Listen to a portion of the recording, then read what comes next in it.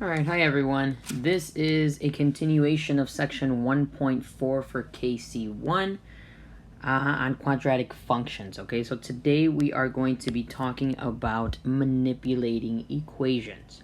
Okay, so remember there are three types of forms. There's standard form, vertex form, and factored form. Okay, so manipulating equations means that you can go back and forth between the different types of forms. Okay, so these will get harder as we move on. Okay, so today I'm going to focus on two conversions or two manipulations just for today. So for the first one is that we are going to be going from vertex form to standard form.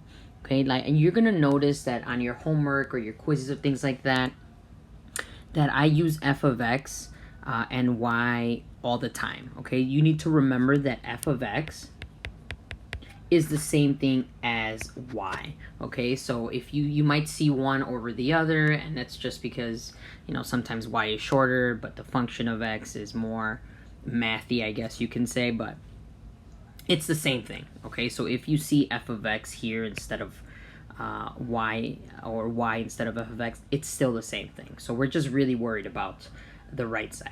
Okay, so for the first example, we're going to go from vertex form to standard form. And there's a couple ways you can do this, and I'm going to show you both ways, okay? Then you get to decide on which one works better for you. Okay, so I just want to give you options. Now, the first thing you need to do in vertex form is you notice that you have a squared here. Okay, and recall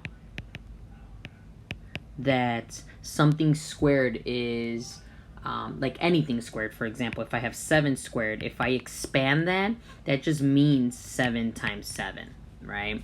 Just like 9 squared means 9 times 9. Okay, so that's kind of what we're going to do with these functions. Okay, the only difference is that we don't have one number, we have a quantity of x minus 2 for this specific example. Okay, so the first step that we want to do is actually expand that parentheses squared. Okay, this is expanded form. Okay, so that's what we want to do with that parentheses. Okay, so to do that, it's just x minus 2 times itself. Don't let the parentheses confuse you. It's exactly like 7 squared and 9 squared. Okay, so this is really x minus 2 times itself. And then rewrite the 25 that I'm doing nothing with yet. Okay? That's the first step, is to expand it so that you can see it visually. Now the next step is to actually distribute.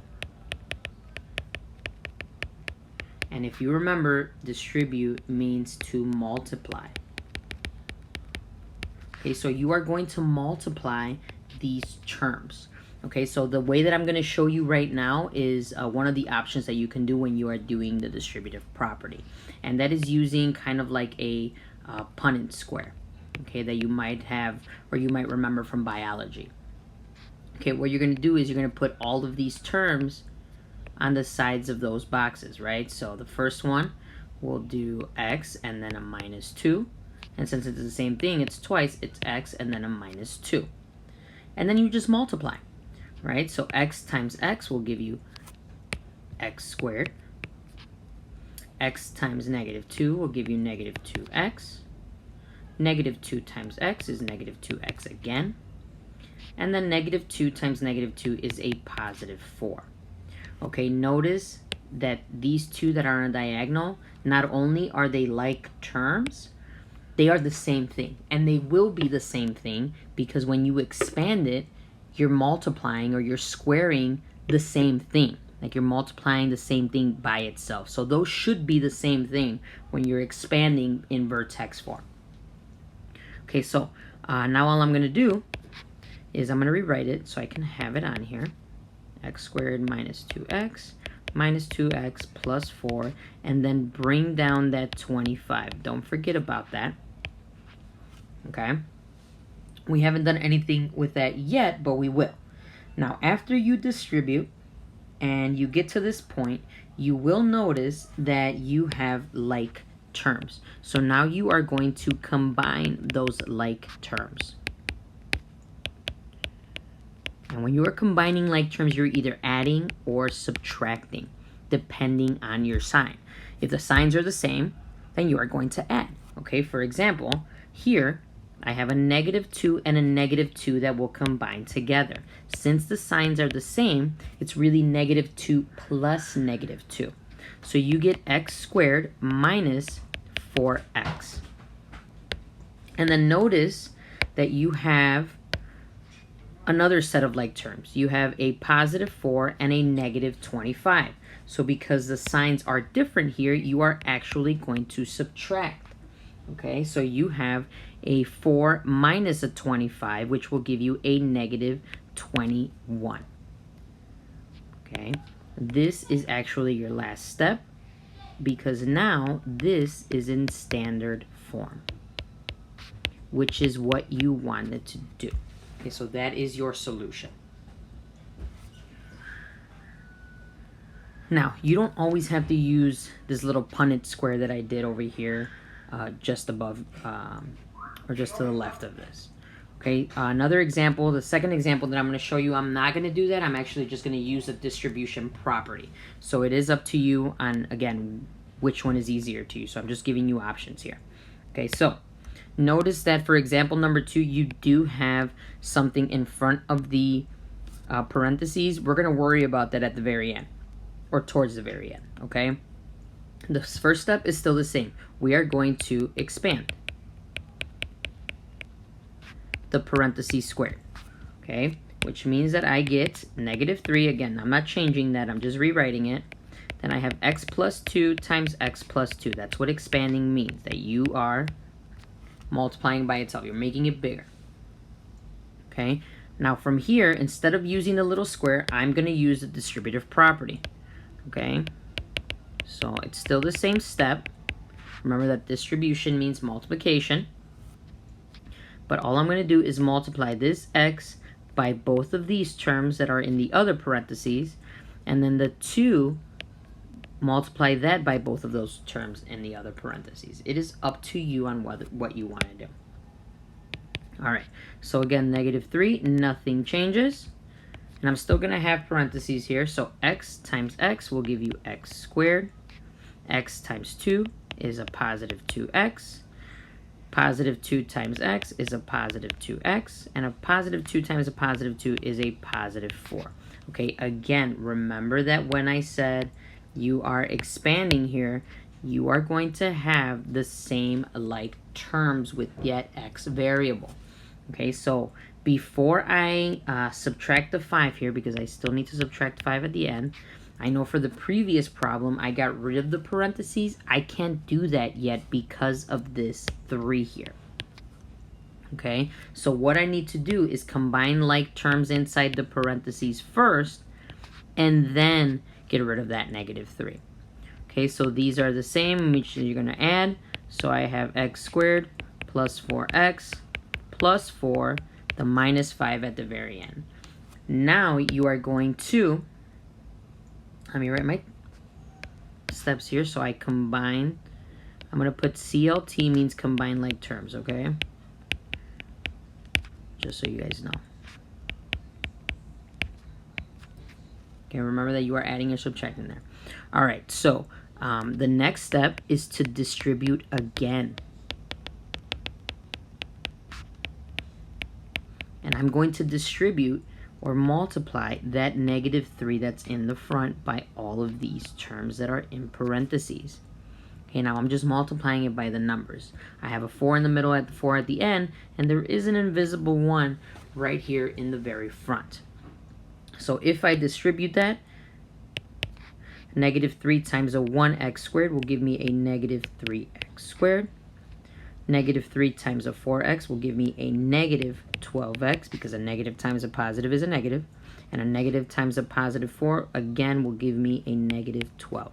Now I can forget about the parentheses, but I still have that -5 that I haven't done anything with. Now your final step is to again combine like terms, because now that the parentheses are gone, you will have another set of like terms, which are these two. Now here your terms or your signs are the same. They're both negative, so you're really adding. Negative 12 plus a negative 5 will give you a negative 17. And everything else you can rewrite. So this is your final answer because it is in standard form.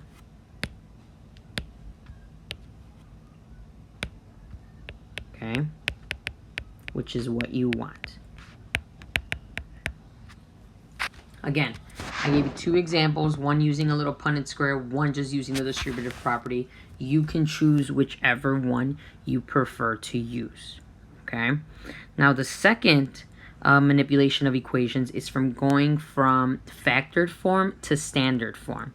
Okay, if you remember from our previous lesson, factored form has those two sets of parentheses. So this one's actually a little shorter when it comes to steps from going to vertex form to standard form. Okay, so if you could do vertex form, you could do factored form because this is a little easier. Okay, so first step, it's already expanded. All you have to do is distribute. Okay, again, you can use the arrows if you like, or you can use the square. Okay, so I'm going to use the square for this example, and then I'll use the arrows for the next example. Okay, so here I'm going to put x minus 5 because that's in the first parentheses, and then x plus 4 because that's in the second parentheses. And now I'm just going to multiply. X times x is x squared. X times negative 5 is negative 5x. 4 times x is positive 4x. And then positive 4 times negative 5 is a negative 20. These are not going to be the same because you didn't expand it from a squared. Okay, so the numbers are going to be different here, but notice that you do have like terms right here on a diagonal. Okay, so I'm going to rewrite all of this on here so I can go ahead and combine my like terms. So I get x squared minus 5x plus 4x minus 20, where your like terms are right here in the middle. I have a negative and a positive, so that means I'm really subtracting.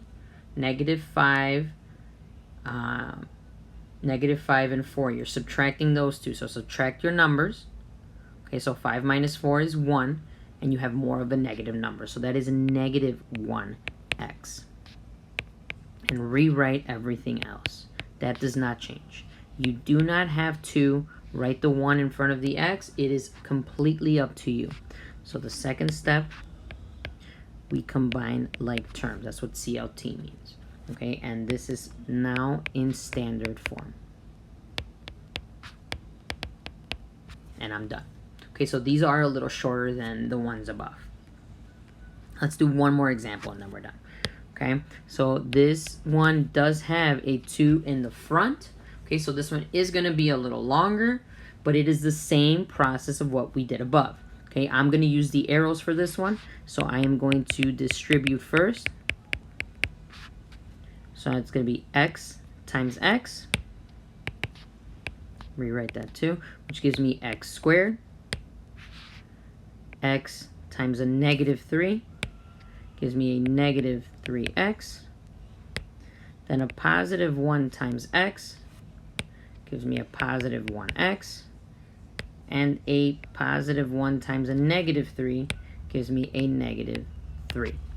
Now, all of that's in parentheses. I still have the 2 in the front, so I cannot drop the parentheses, but I can go ahead and combine these like terms here.